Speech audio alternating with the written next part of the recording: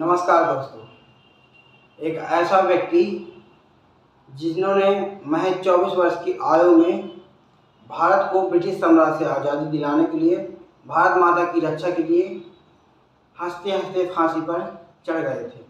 आज उन्हीं वीर पुरुष के जीवन के बारे में हम इस वीडियो पर जानेंगे। इस कहानी की शुरुआत होती है 28 सितंबर 1907 से, जब एक लालपुर जिले के एक गांव बंगा, जहां पर एक सिख महिला विद्यावती एक बच्चे को जन्म देती है।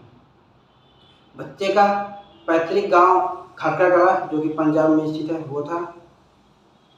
जन्म के बाद पूरे परिवार में ही खुशी का माहौल था।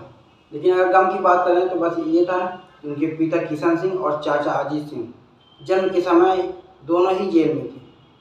चाचा और पिता दोनों क्रांतिकारी थे और एक क्रांतिकारी पार्टी गदर के वे सदस्य थे। एक धरना प्रदर्शन के समय उनके पिता और चाचा को ब्रिटिश सरकार गिरफ्तार करके जेल में डाल देती है। लेकिन बच्चे के जन्म के कुछ समय बाद ही उनके पिता और चाचा को रिहा कर दिया जाता है, जिससे उनके परिवार वाले बच्चे को भाग्यशाली कहकर उसका नाम भगत सिंह रख देते हैं।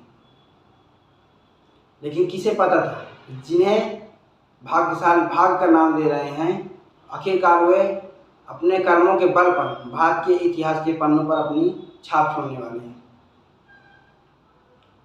भगत सिंह का पालन पोषण एक क्रांतिकारी परिवार में हो रहा था और साथ ही साथ वे अपने आसपास अंग्रेजों द्वारा हो रहे अत्याचार को देख रहे थे, जिससे उनके अंदर भी एक क्रांतिकारी की ज्योति जल रही थी।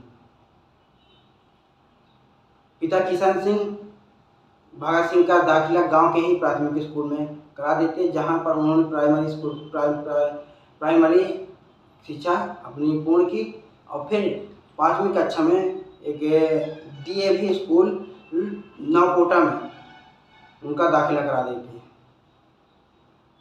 जिस उम्र में लोगों का लक्ष्य होता है कि पढ़ कर एक सरकारी ऑफिसर बनना या फिर बिजनेस स्टार्टअप करना, उस समय भगत सिंह का लक्ष्य था भारत को अंग्रेजों से, ब्रिटिश साम्राज्य से आज़ादी दिलाना।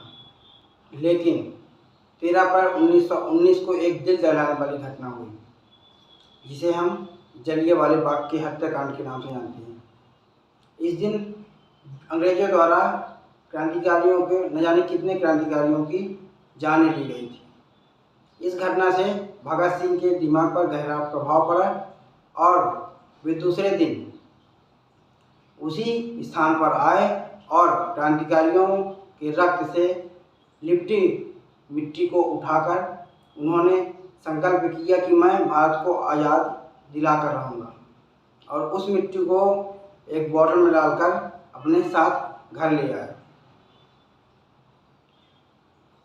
1 अगस्त 1920 को गांधी जी द्वारा असहयोग आंदोलन की शुरुआत की गई थी, जिसमें भगत सिंह भी अपनी पढ़ाई छोड़कर शामिल हुए। लेकिन चौरा चौरी एक हिंसक कांड के बाद महात्मा गांधी ने इस आंदोलन को बंद कर दिया, जिससे भगत सिंह को अहिंसा से विश्वास उठ गया था और उन्होंने सोच लिया था कि अगर भारत को आज़ादी दिलाना है तो शस्त्र उठाकर ही दिलाई जा सकती है।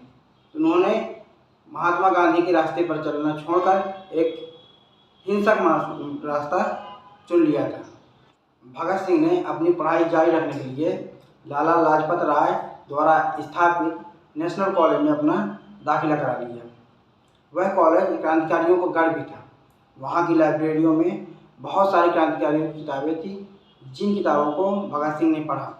भगत सिंह को पढ़ने का बहुत शौक था। उन्होंने रामप्रसाद बिस्मिल की, कुछ रूसी और यूनानी लेखकों की किताबें भी पढ़ी। वे एक अच्छे लेखक भी थे। पंजाब की एक न्यूज़ पत्रिका थी कीर्ति किसान पार्टी, जिसके लिए वे जर्नल लिखा करते थे। 1926 में भगत सिंह ने नौजवान भारत सभा की शुरुआत की और साथ ही साथ भारत के नवयुवकों को स्वतंत्रता संग्राम में भाग लेने के लिए उत्साहित भी किया था। 1928 में इन्होंने एक पार्टी की शुरुआत की उनकी हिंदुस्तान सोशलिस्ट रिपब्लिक एसोसिएशन, जिसमें रामप्रसाद बिस्मिल, चंद्रशेखर आज़ाद, सुखदेव, राजगुरु और भी बड़े क्रांतिकारी शामिल थे। 1928 में ही जब साइमन कमीशन भारत आया तो पूरे देश के जो क्रांतिकारी थे इन्होंने इसका विरोध किया, जिसके विरोध करते समय लाला लाजपत राय को अंग्रेजों द्वारा लाठीचार्ज की गई और बुरी तरह घायल कर दिया गया था और फिर बाद में उनकी मृत्यु भी हो गई। इसका बदला लेने के लिए भगत सिंह और उनके साथियों ने प्लान बनाया और 17 दिसंबर 1928 को जेम्स ए स्कॉट को मारने की योजना बनाई, क्योंकि यही था जो लाला लाजपत राय की मृत्यु का कारण था। लेकिन गलती से सैंडरसन को गोली मार के भगत सिंह हत्या कर देते हैं और वहाँ से फरार हो जाते हैं। 8 अप्रैल 1929 को भगत सिंह बटुकेश्वर दत्त के साथ मिलकर सार्वजनिक असेंबली में बम फेंक देते हैं और वहाँ से भागने की वजह वहीं खड़े रहकर इंकलाब जिंदाबाद का नारा लगाने लगते हैं और ख़ुद को अंग्रेज़ों को अरेस्ट करा देते हैं। जिसके बाद भगत सिंह को फांसी की सज़ा सुनाई जाती है और 24 मार्च 1931 को भगत सिंह, सुखदेव और राजगुरु को फांसी डेट मुकम्मल की जाती है। लेकिन उनके फांसी की डेट के एक दिन पहले ही चुपचाप 23 मार्च शाम 7 बजे को ही उन्हें फांसी दे दी जाती है और तीनों भारत के वीर हंसते हंसते फांसी को मौत को गले लगा लेते हैं और अमर हो जाते हैं।